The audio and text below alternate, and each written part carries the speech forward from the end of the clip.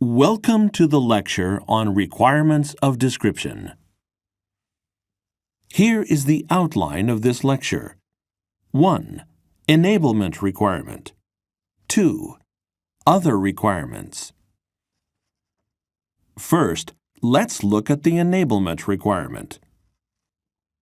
The patent system is designed to protect inventions by granting an exclusive right, or patent right, to those persons who have developed and disclosed this new technology for a specified period and under conditions determined in advance.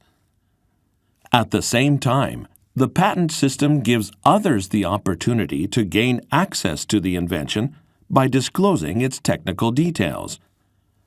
Such access is made possible by the description of the invention, which also serves as a technical document.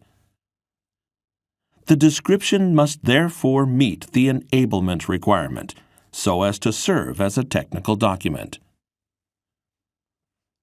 Now let's look at the enablement requirement in greater detail. PCT Article 5 stipulates, "The description shall disclose the invention in a manner sufficiently clear and complete for the invention to be carried out by a person skilled in the art." PCT Guideline 13.11 stipulates, "The person skilled in the art should be presumed to be a hypothetical person having ordinary skill in the art, and being aware of what was common general knowledge in the art at the relevant date." The Japanese Patent Act has substantially the same provision as the PCT. The statements in the description must be clear and sufficient enough that a person skilled in the art can carry out the claimed invention. A person skilled in the art means someone who satisfies the following conditions, 1 and 2. 1. A person capable of using ordinary technical means for research and development, including document analysis, experimentation, analysis, and manufacturing. And 2. A person capable of exercising ordinary creativity, such as the selection of materials and modification of designs. Enablement requirements are stipulated by the patent laws of each country and by treaties. In Japan, these are stated in Article 36, Paragraph 4, Item 1 of the Japanese Patent Act. In Europe, they are stated in Article 83 of the European Patent Convention. In the U.S., they are stated in Article 112A of the U.S. Patent Law. In China, they are stated in Article 26 of the Chinese Patent Law. In Korea, they are stated in Article 42, Paragraph 3, Item 1 of the Korean Patent Law. Under the Patent Cooperation Treaty, or PCT, they are stated in Article 5. Now let's look at some examples where the enablement requirement has not been adequately addressed.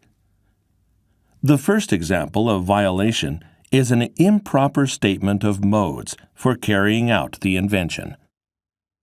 This is an example of the invention of pencil lead. The claim states as follows.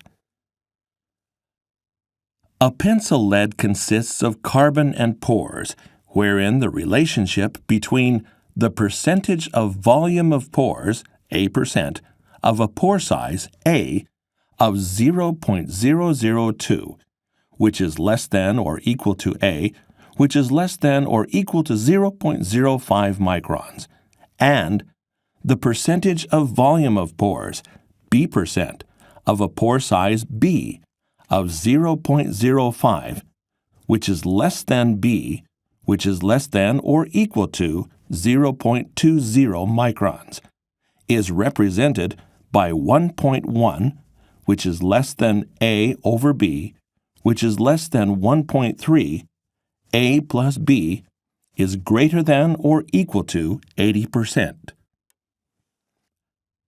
On the other hand, The outline of the description is as follows. The purpose of the present invention is to provide a pencil lead which has proper strength and offers a good writing feel. It has been found that the aforementioned objective can be achieved when the pores in the pencil lead meet the conditions specified in the claim. However, there is no specific statement on the manufacturing conditions.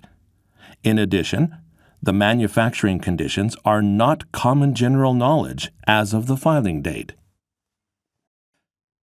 In order to prepare proper manufacturing conditions, a person skilled in the art would have to proceed by trial and error, or conduct complicated experiments beyond the extent of reasonable expectations. In other words, even a person skilled in the art cannot manufacture the pencil lead in the claimed invention.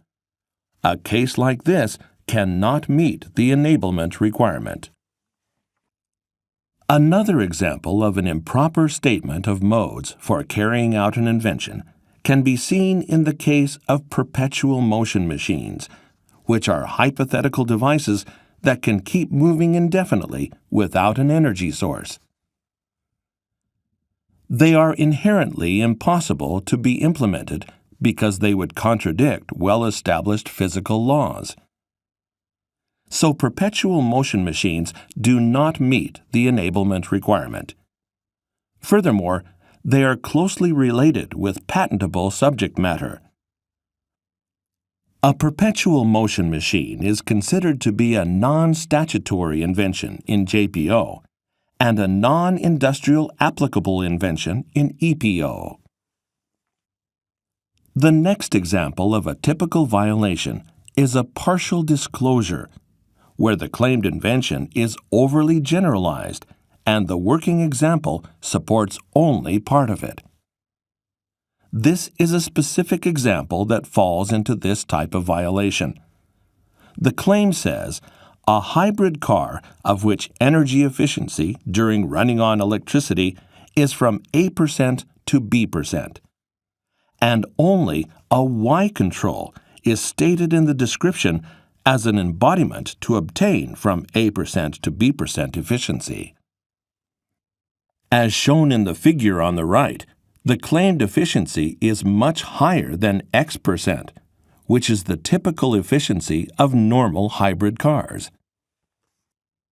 In the technical field of the hybrid car, it is common general knowledge, as of the filing, that it is difficult to realize higher energy efficiency, such as from A% to B%.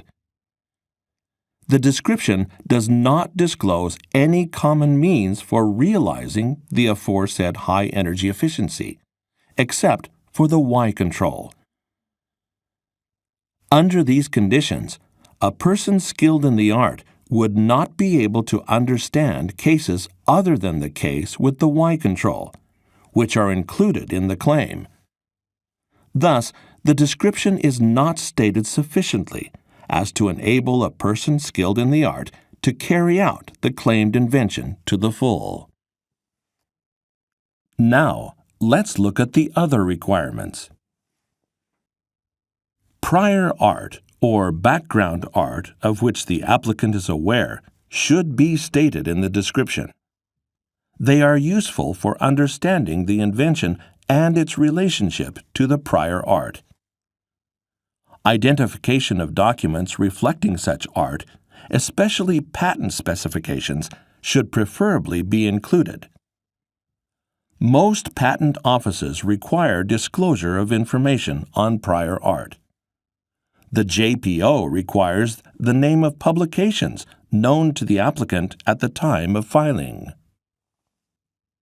The last topic of this lecture is requirements for description on particular technological fields, specifically computer software-related inventions and biological inventions.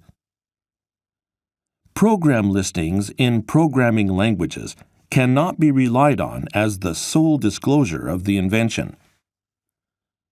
The description, as in other technical fields, should be written substantially in normal language. Short excerpts from programs written in commonly used programming languages can be accepted if they serve to illustrate an embodiment of the invention.